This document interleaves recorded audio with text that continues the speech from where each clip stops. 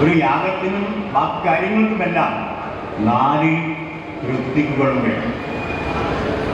4 ഋത്വിക്കുകളും യാഗവേദിയിൽ വേണം.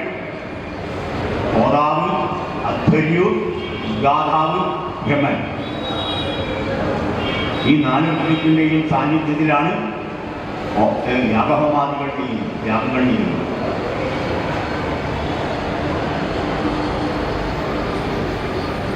ഋഷി പറയുന്നത് രക്തധാതവം, അമൂല്യമായ രത്നങ്ങളുടെ കേന്ദ്രം ആണ് അഗ്നി. എന്താണ് അമൂല്യമായ രത്നം? മനുഷ്യ ജീവിതത്തിൽ നമുക്ക് അനുഷ്ഠിക്കാൻ കഴിയുന്നതായിട്ടുള്ള സൽക്കർമ്മങ്ങൾ ആണ് രക്തധാതവം. ആ സൽക്കർമ്മങ്ങൾ അനുഷ്ഠിക്കുമ്പോൾ ഉണ്ടാകുന്ന നമ്മുടെ ജ്ഞാനമണ്ഡലം ഉണരും. ഒരു കാര്യം നാം മനസ്സിലാക്കുക, വേദമന്ത്രങ്ങൾ ചൊല്ലുമ്പോഴും ഈശ്വരസ്തുതികൾ ചൊല്ലുമ്പോഴും നമ്മുടെ മനസ്സിലെ ജ്ഞാനമണ്ഡലങ്ങൾ ഉണരും. അതുവരെ അത് ലോക്കാണ്.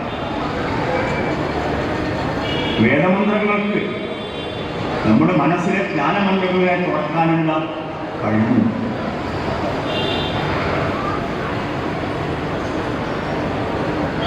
വേദപണ്ഡിതൻ മറ്റെല്ലാവരേക്കാളും മഹത്തായ കാര്യങ്ങൾ പറയുന്നവരാണ്.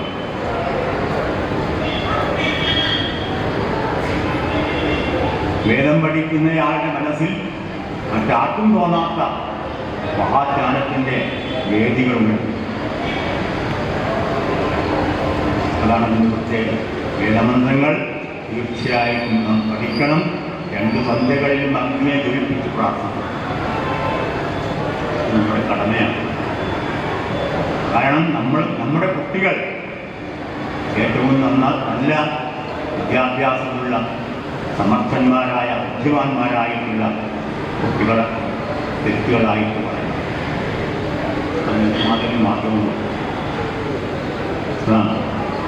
അപ്പം ഞാൻ പറഞ്ഞു വെക്കാം, രക്തധാതനം അതുല്യമായ ജ്ഞാനങ്ങളുടെ കേന്ദ്രമാണ്.